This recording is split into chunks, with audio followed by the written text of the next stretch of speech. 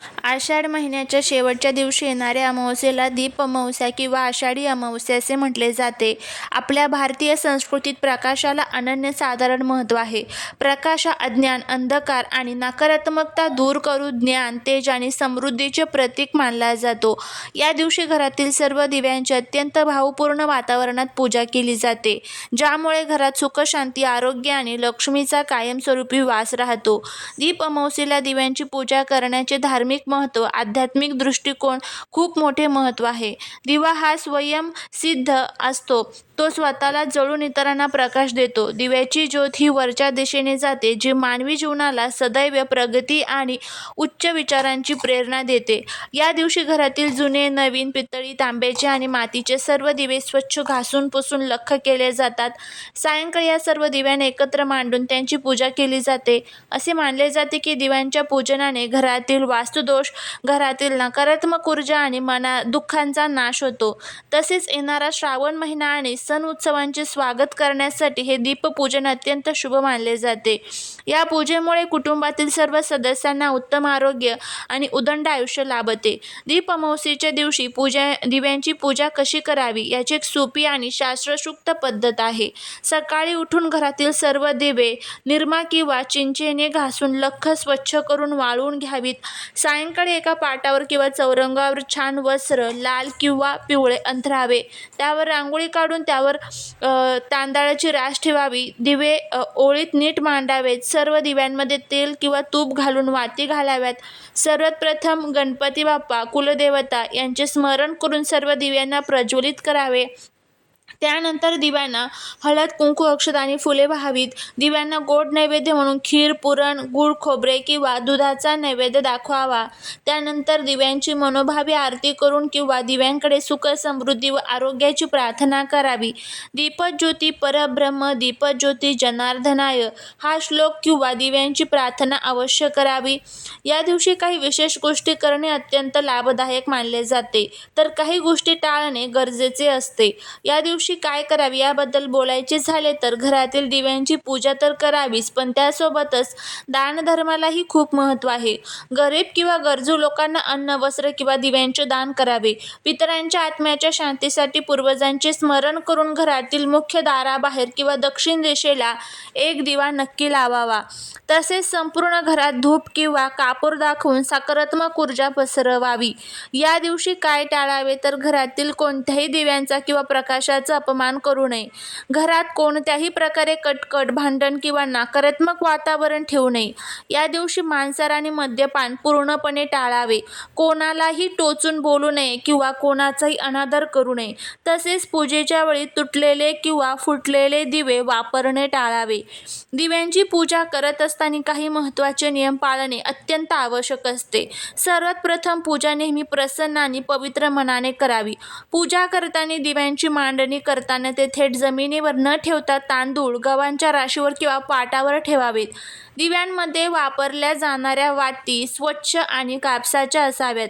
दिवा लावताना त्याची ज्योत उत्तर किंवा पूर्व दिशेला असावी, कारण या दिशा अत्यंत शुभ मानल्या जातात.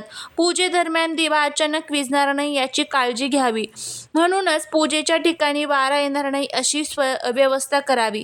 घरातील वारा येणार नाही, त्याचबरोबर घरातील लहानांपासून मोठ्यांपर्यंत सर्व सदस्यांनी एकत्र येऊन दिव्यांना नमस्कार करून त्यांचे आशीर्वाद घ्यावेत. दिव्याच्या पूजेने मनातील भीती, नैराश्य दूर होऊन सकारात्मकतेचा संचार होतो. दीप अमावस्येला दिव्यांची पूजा प्रामुख्याने कधी केली जाते तर दिव्यांची तेज आणि प्रकाश संध्याकाळच्या वेळी अधिक प्रभावी आणि फलदायी मानला जातो. मात्र जर काही कारणास्तव संध्याकाळी पूजा शक्य नसेल तर सकाळी शुभ मुहूर्तावर घरातील देवांची आणि दिव्यांची पूजा केली जाते. आता आपण शुभ मुहूर्त जो आहे तर तो बघूया. तर उद्याचा जो शुभ मुहूर्त आहे पूजेचा, तो सकाळचा शुभ मुहूर्त हा सकाळी 6:10 ते सकाळी 9:25 असणार आहे. शुभ लाभ आणि अमृत चौघडिया हा मुहूर्त असणार आहे. संध्याकाळचा पूजेचा शुभ मुहूर्त हा म्हणजे सर्वोत्तम वेळ हा जो आहे तर तो प्रदोष काळामध्ये संध्याकाळी 6:45 ते रात्री 8:45 असणार आहे. या कालावधीमध्ये आपल्याला पूजा जी आहे तर ती करून घ्यायची आहे. दीपपूजा करत असताना आपल्या मनामध्ये कधीही कोणत्याही प्रकारचे वाईट विचार जे आहे तर ते येता कामा नये. त्याचबरोबर भगवान विष्णू, महादेव आणि माता लक्ष्मी यांचे स्मरण करून आपल्याला दिव्यांची व्यवस्थितपणे पूजा करायची आहे. आता राहू काळामध्ये आपल्याला पूजा जी आहे तर ती चुकूनही करायची नसते. तर आता हा राहू काळ कधी आहे आणि राहू काळात जर पूजा केली तर त्याचे काय परिणाम आपल्याला भोगावे लागतात तर ते आपण बघूया. जर आपण राहू काळात पूजा केली तर ही कोणतीही पूजा असू द्या तर त्याचं फळ जे आहे तर ते आपल्याला मिळत नाही. कारण राहू हा नकारात्मकतेचा ग्रह आहे आणि छायाग्रह आहे. त्यामुळे राहू काळामध्ये केलेल्या पूजेचं फळ आपल्याला पाहिजे तसं त्या पद्धतीमध्ये मिळत नसतं. या सर्व गोष्टींमुळेच आपल्याला राहू काळ टाळायचा असतो. उलट आपल्याला त्याचे काही वेळेस दुष्परिणामसुद्धा भोगावे लागत असतात. तर उद्याचा राहू काळ हा कधी असणार आहे ते आपण बघूया. तर उद्याचा जो राहू काळ आहे तर 12:30 ते दुपारी 2 वाजेपर्यंत असणार आहे. तर या 1.5 तासाच्या कालावधीमध्ये तुम्हाला पूजा जी आहे तर ती चुकूनही करायची नाही. यासोबतच या दिवशी घरामध्ये कोणत्या स्तोत्रांचं आणि मंत्रांचं पठण करायचं आहे तर या दिवशी कनकधारा स्तोत्रम, लक्ष्मी गायत्री मंत्र, विष्णू गायत्री मंत्र, त्याचबरोबर नवार्णव मंत्र ह्या सर्व स्तोत्रांचं आणि मंत्रांचं पठण करा. विष्णू सहस्रनामचं पठण करा आणि सुख समृद्धीसाठी भगवान विष्णू आणि माता लक्ष्मीकडे प्रार्थना आपल्याला करायची आहे. सकाळी मुख्य दरवाजा व्यवस्थितपणे स्वच्छ करून घ्यायचा आहे. उंबरट्यावरती हळदीचं लेपन द्यायचं आहे. मुख्य दरवाजावरती स्वास्तिक काढायचं आहे. एक स्वास्तिक किचनमध्ये काढायचं आहे. एक स्वास्तिक आपल्या जे देवघर आहे तर ते देवघरामध्ये काढायचं आहे. अशा पद्धतीने हे जे काही नियम आहे तर ते आपल्याला या दिवशी पाळायचे आहे. फरशी पुसत असताना त्या पाण्यामध्ये आपल्याला हळद, मीठ, गोमूत्र टाकून आपली फरशी पुसून घ्यायची आहे.